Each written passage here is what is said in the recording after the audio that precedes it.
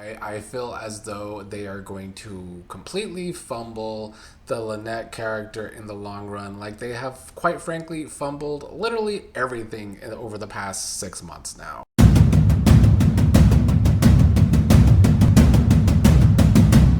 What's up, fellow Beyond the Gates viewers? Honestly, the only thing I have to say about today's episode was holy shit, was that terrible? Because it was not a good episode of the show today. I have a lot of complaints with the writing overall. Not even my girl Lynette could save today's show, which should say a lot about how I felt about the writing in this episode. Because not only was this episode boring, but I think there was many great examples in today's episode as how far the writing has fallen these past 6 or so months. Definitely a bad episode today. I don't even know where to start. I guess we could start with the almost only good thing from today's episode. So Tomas shows up ready to turn in his resignation to Bill at the firm, but Bill isn't having it. First of all, he asks if he is resigning because of Haley, which Tomas says yes. Then Tomas is talking about how he wants to go somewhere smaller. But then immediately the ridiculous writing in today's episode came when Bill had to tell Tomas that he saw himself in Tomas. And all I could think while watching was where? Where are all of these traits that Bill has in Tomas? Because Bill is a very well-rounded person on the show, a well-rounded character, has a personality, has emotions. Tomas, per usual, in these scenes, like every scene he's ever been in, gave nothing. But anyway, Bill tore up the resignation, saying he won't let Tomas go because he thinks that Tomas's thoughts on Lynette were spot on. So the only good to come from today's episode was that Bill did finally gain some brain cells again. He talked to Tomas about how Lynette maybe took the situation with Haley to her advantage. Bill is very suspicious that something big went down and feels like the mugging was a setup. Bill is thinking that Lynette set up the mugging because as he and Tomas were talking more, Tomas was telling Bill there are holes in Lynette's story that don't match what Haley has told Bill, so they were saying some different things. Now, of course, Bill does not suspect Haley in any of this, so he has not gained enough brain cells to finally suspect that his wife is the one in charge of this big old scheme going on. But he does have suspicions of Lynette. He thinks that Lynette set up the mugging to get closer to Haley, to now get money from Haley. She saved Haley's life, and now Haley feels like she owes Lynette. So while Bill has gained some brain, it's still not the whole brain. He's not seeing the entire picture. But Bill does want himself and Tomas to focus on looking into Lynette and to not let Haley know that because they feel as though Lynette has turned her and Haley into victims. Anyway, Tomas is going to keep the job. Whoop-de-doo. So we're not getting rid of Tomas. We're not getting rid of Tomas, period, which is stupid of this show. Just many of the bad decisions this show makes. But Tomas later called Kat to tell her that he's not quitting the job because Bill actually gave him compliments. It was actually pretty pathetic. And then told her that Bill at least agreed that there's more to Lynette's story. Honestly, the entire phone conversation between Tomas and Kat was, of course, chemistry-less, like their entire relationship has been, but it was just very awkward today. I felt like Kat was not being very genuine with what she was saying to Tomas on the phone, but I don't think that's what the show was supposed to be going for.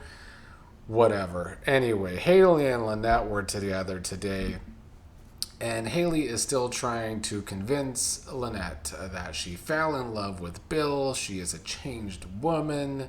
Lynette called her out for, not falling in love with all her other marks over the years. So why would Lynette believe that Haley is in love with Bill right now? Haley, however, kept trying to convince her that she has indeed changed. And Lynette said that Haley has made it behind the gates and she has all this money now. And Lynette just wants a fraction of what Haley has and said that Haley needs to figure out how Lynette's going to get that fraction, or she will make Haley's life very uncomfortable if Haley doesn't share. Lynette wanted weekly payments that will amount to at least a couple $1,000,000, and Haley seemed to agree to those terms if Lynette will leave the DMV, which it seemed as though Lynette shook hands and agreed to do so. Haley then called Randy to tell him what happened with the, woman he's been sleeping with again. That Haley is being blackmailed for millions by Lynette, and how if she doesn't do it, Lynette's going to run straight to Bill. Haley told Randy that at least Lynette took a deal that will get her to leave the DMV. But then at the end of the episode, we see that Lynette is not leaving. She is talking to Vanessa about getting a new condo, a penthouse in the DMV area. So she's not leaving, at least. But here is how I felt with today's episode, and why not even Lynette could save it for me like she sometimes can. I have to believe the worst from this writing. I feel as though they are going to completely fumble the Lynette character in the long run. Like they have, quite frankly, fumbled literally everything over the past 6 months now. This writing team continues to fail and fumble, and I do think the same thing will happen to Lynette, because why should I believe that they are going to be able to keep momentum with a great new character when they haven't been able to keep momentum with anything? So I do feel very negative about the writing overall, the entire show, including Lynette, after today's episode. Now let's get to some of the absolute horrendous writing with today's episode. So Trash, of course, was on today. She went to go see Dani to discuss the awful double date she had with Dani's sister Nicole and Carlton. And during Trash's entire retell of the story, she is sticking up for Grandpa Gangster Joey with the entire retell. And then every time Dani is trying to jump in with her opinion when Trash is giving the retell, she won't let Dani speak or hear Dani's opinion. But then afterwards, suddenly Trash does want Dani's advice, even though clearly Vanessa wants to be coddled with this situation. And Dani's advice was just to follow her heart, because that is what Dani did with Andre. Then Dani made the really stupid comment that everyone that loves Vanessa will come around, and if they don't, who needs them? Well, of course, Trash doesn't want her own daughter to feel that way. She doesn't want Deanna to feel so bad about the situation with Vanessa and Joey for so long. I thought that comment from Dani was really stupid, because Dani would never say that about her own children. But it does seem like Vanessa only has friends that will coddle her, even though they are all giant hypocrites when it comes to Vanessa. And yeah, so that pissed me off. Anyway, Vanessa also did her usual diatribe about Grandpa Gangster, about if people just really got to know Joey, they would see that he is best for her. So completely over the Vanessa and Joey nonsense. It is truly terrible television with some of the worst writing I've ever seen on a soap opera. They just have the same conversations every time. Vanessa is downright deplorable. Don't know what we're supposed to be rooting for in this storyline, other than Vanessa literally losing everything, including her children. I think that's the only thing we could possibly root for at this point. Kat had a conversation with Nicole. Oh, and I also want to say, I don't believe that Dani wouldn't have stuck up for Nicole more in that conversation with Trash, but they do not write these scenes well when it comes to Trash's friendship with Dani or Trash's friendship with Nicole. Kat and Nicole also discussed that double date from hell. And Nicole talked about how Joey was living in a glass house with all of the crap he was talking about, the plastic surgeons who get people addicted to plastic surgery and take advantage of them, which is true. But that she did call out Joey that he lives off of people's addictions more than anyone, which is also true. Kat, of course, stuck up for Grandpa Gangster because we have come to the point on this show where all these people have to stick up for the villains for some reason, and I don't really understand why. But Kat doesn't think that Joey is all that bad, and had the gall to say that Nicole should try a second double date do over with Vanessa and Joey. Kat also threw it in Nicole's face that she should give Vanessa a second chance, like she told Kat to do with Eva, even though Kat never actually took that advice. And the Kat stands always like to say, Kat did take that advice. Remember when she was going to bring Eva a purse? Chelsea had to pull Kat's teeth to get Kat to bring Eva a purse. So Kat never actually took that advice. And I understand that Nicole always gives Kat pretty shit advice, so maybe that's why Kat was throwing that shit advice back in Nicole's face.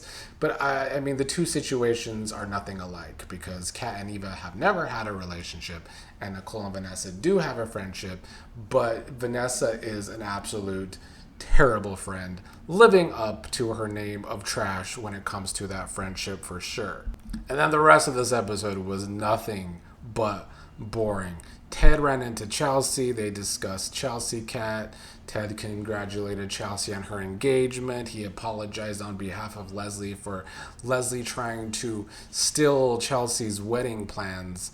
Then Ted ended up bringing Nicole dessert to chat, and the absolute ridiculousness of Ted actually trying to talk up his best friend Carlton to his ex-wife Nicole about how suddenly he and Carlton have this bro code, when the reality is Carlton has had zero bro code when it comes to pursuing Ted's ex-wife. But here is Ted trying to get Nicole to date Carlton. Like, make it make sense. Utter stupidity is how I feel about it. Anyway, to make matters worse, during these scenes with Ted and Nicole, they discussed how this time last year they were planning for their anniversary party, and now they're talking about each other's separate love lives. But to me, reminiscing about this time last year on the show when the writing was so strong, when Guza was co-head writer with Michelle Valjean, and now here we are where every single storyline is being fumbled, was not a very good reminder to have back when the show actually had some really riveting storytelling. Now I don't even know if they tell stories anymore, quite frankly, because the rest of this episode centered around this Chelsea Kat fiasco, where Kat and Chelsea are bickering again. It's all they seem to do lately, but it's never over anything substantial because it's never an actual storyline. But anyway, I guess they met with Lauren Fenmore, and they each thought each other ruined their chances with Fenmore. I hope this is not the build to the Young and the Restless crossover, because if it's all about business, which is something that Young and the Restless does so terrible these days, it's not a good start. Naomi visited Anita. She's still going through her side effects of chemo, of course. Anita learned that Naomi and Jacob didn't get to celebrate their anniversary. Anita was trying to get Naomi to open up to her, and it seemed like Naomi was at least going to open up about Jacob. But then Anita had a coughing fit, so that couldn't happen. Then Naomi got good news, and she and Anita broke it to Chelsea and Kat that they got the deal with Fenmore's done. So the end of the episode was an extremely awkward party with the family celebrating Chelsea and Kat, and Chelsea Kat with Naomi beatboxing awkwardly. I actually cringed during the last couple of minutes of this episode. Just a real cringe-worthy ending to an otherwise terrible episode today. So, yeah, those are my raw feelings on the writing currently on this entire show. Not just today's episode. I feel like the writing has just gotten worse and worse and worse every week.